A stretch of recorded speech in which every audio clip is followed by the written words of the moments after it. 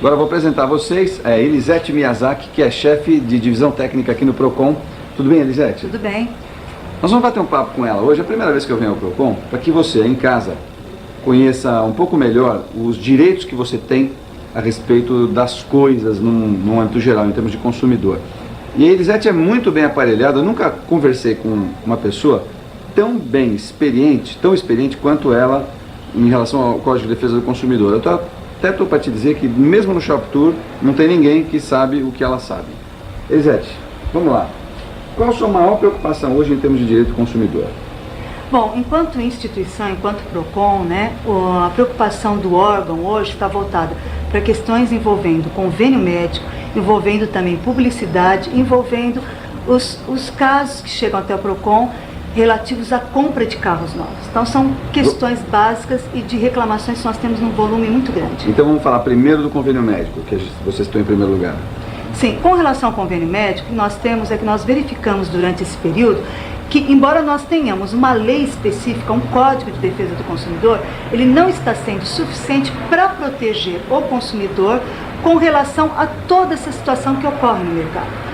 Frente a isso, o Procon, outras entidades privadas e a sociedade de uma maneira geral, ela está buscando, exigindo que o poder público, através de uma legislação específica, especial, regulamente esse segmento, tanto de seguro, saúde, como da assistência médica de uma maneira geral, da medicina de grupo. Uma legislação específica para empresas que prestam serviços médicos, é isso? Sim. Tá bom. Com relação à publicidade que você mencionou.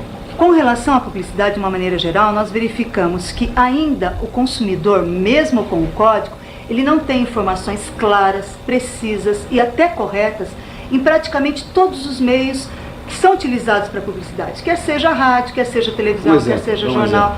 Bom, nós temos diversos exemplos, principalmente os exemplos relacionados à oferta e os exemplos relacionados a preço. Muitas vezes você tem um preço final, onde está embutido uma taxa de juros, essa taxa de juros não é clara e posteriormente, quando você faz a conta, você verifica que aquela taxa de juros dita como aplicada não é, ela é muito maior. Entendi. E muitas vezes o consumidor acaba tendo um prejuízo muito grande com relação a isso. Isso é um caso comum? Tem acontecido muito? Isso é um caso comum, o Procon já tem autuado diversas empresas de diversos segmentos, não há um segmento específico. Obviamente aqueles segmentos que mais anunciam, eles são os que mais se expõem, mas de uma maneira geral nós verificamos problemas em todos os segmentos. Automóveis, você estava me falando que, ela estava me contando agora que um dos maiores problemas hoje no Procon é a pós-venda do automóvel 0 km, é isso mesmo? É isso mesmo. Então me conta alguma coisa, conta um caso interessante, vamos ver.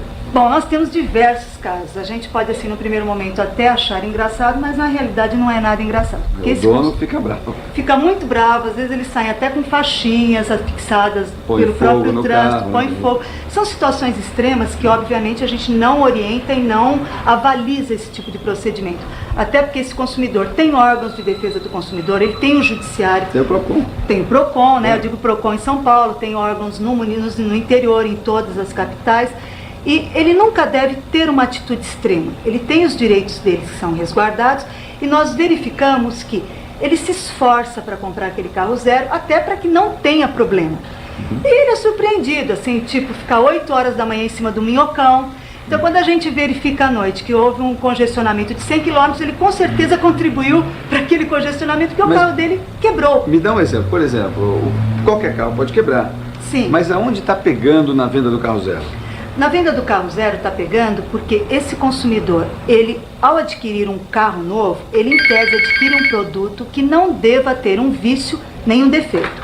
E se esse carro tiver um vício ou defeito, essa concessionária, essa montadora deveria sanar esse problema para o consumidor. E o que acontece é que nós temos situações onde o consumidor chega a levar um carro 10, 20 vezes numa concessionária. Eu tenho um carro assim. Tem um carro assim? Não vou falar a marca, mas é importado. E ele leva por um problema específico que até afeta a segurança dele. Por exemplo, um carro que quebra e para por um problema eletrônico. Ele pode estar numa estrada, ele pode estar colocando em risco a saúde e a integridade dele e dos seus. Tem razão. Fora A Fora encheção que é ir toda, até o né? concessionário lá. E mesmo tendo um guincho, mesmo tendo serviço 24 horas, ele não utiliza aquele veículo da forma como ele pretendia. Então, no modo de ver do PROCON, é um absurdo uma pessoa dessa que teve que levar 20 vezes um carro para consertar por um determinado problema e não teve a solução desse caso. Então, esse aí é um caso de vício de defeito. É um vício de A defeito. concessionária, a fabricante deve trocar o veículo. A concessionária montadora, nesse caso, ele tem um prazo legal de 30 dias para sanar o defeito. Se ele não sanar, Tem que dar aí outro. deveria dar outro, devolver o dinheiro ou dar até um abatimento. Então, é o seguinte, a lei diz que se em 30 dias o defeito não for resolvido, ele tem que dar um carro novo, igual. Ou devolver o dinheiro, do preço corrigido ou até um abatimento do preço. Um abatimento para compensar o problema. Para compensar o problema. Até porque, às vezes, esse problema não é um vício ou um defeito que acarrete um risco para a saúde ou segurança desse E consumidor. quando o concessionário te dá um carro para você ficar andando, enquanto o seu fica lá mesmo com o vício do defeito? Bom, ele teria que solucionar isso em 30 dias. Né? Com o carro emprestado ou não? Com carro emprestado ou não. Aí fica a critério da vontade do consumidor, se deve esperar mais ou não. Se ele resolver dar um prazo ou aguardar um tempo maior, seria interessante que ele convencionasse isso por escrito, que esse prazo não fosse estendido por um prazo maior, até porque ele está tendo um prejuízo, ele está tendo uma desvalorização, ele não está utilizando o veículo dele. E via de regra, a empresa, por sua vez, ela também não é obrigada a fornecer esse veículo. Só em casos extremos que ela solicita que esse veículo seja levado para um reparo e não tenha uma peça, o que é um absurdo e que ocorre também. Então nós verificamos que nesse segmento de carro novo, o número de consumidores que estão tendo dor de cabeça é muito elevado e de quase e praticamente todas as montadoras. Não há uma que se destaque em detrimento de outra. Diga-se de passagem que a lei visa não só proteger o consumidor, como melhorar o produto também. Já que as punições não são tão leves, ou seja, em 30 dias se o defeito não for corrigido, tem que dar um carro novo, ou devolver o dinheiro, ou dar um abatimento, é uma forma de fazer com que as montadoras tenham mais capricho, se preocupem mais com a qualidade dos produtos vendidos, para que eles não apresentem defeitos, porque senão isso acaba onerando a concessionária e a própria montadora. Sem sombra de dúvida, e num problema mais sério, que é quando ele coloca em risco a saúde e a integridade desse consumidor. Ou seja, o Código do Consumidor é campeão. Está sendo copiado o Código do Consumidor por outros países também, não é isso? Está sim, principalmente no Mercosul. A Argentina ela já está introduzindo uma legislação específica. O Paraguai e o Uruguai também estão interessados, até porque hoje cabe ao Brasil estar fornecendo um serviço de boa qualidade dentro do que a regulamentação determina, e a gente, enquanto brasileiro, também deve exigir que eventualmente esses produtos que venham estejam iguais ou até melhores, nunca piores. Outra coisa que eu quero te perguntar, uma dica para o consumidor de quais são os documentos necessários para que ele possa vir até o PROCON, ou por telefone, ou enviar ao PROCON, que ele possa ter a garantia que ele precisa ter, que o Código do Consumidor exige. Bom, basicamente, o consumidor, ao adquirir qualquer produto ou serviço, é interessante que ele sempre tenha uma nota fiscal, ou um pedido, ou um orçamento.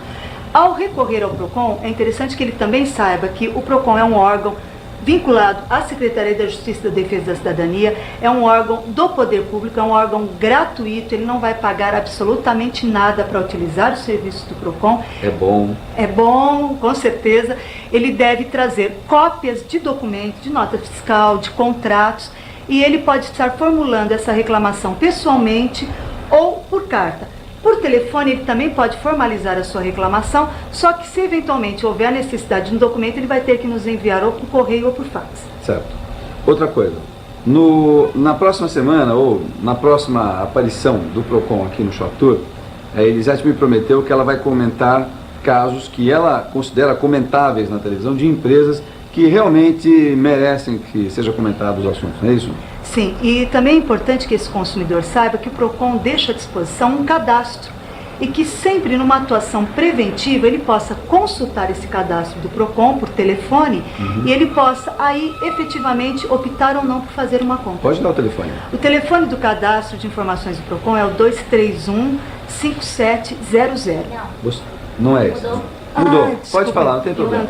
Ela vai pegar é que nós telefone tivemos novo. uma mudança. Tá aí, o telefone novo já está aí no seu televisor, a gente arruma, não tem problema.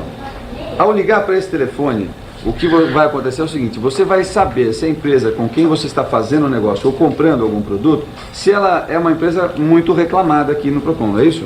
Sim, e o telefone que nós mudamos essa semana, aliás, nós estamos Aí, no já está no processo de televisor, mudança. já pus Então, no televisor. perfeito. Mas pode falar. É o 824-0446. Você pode ligar, você vai saber se a empresa com quem você está fazendo negócio tem reclamação, se não tem, se tem reclamação e já resolveu, porque não é porque tem reclamação no PROCON que a empresa é ruim, não. Muitas empresas boas têm reclamação aqui.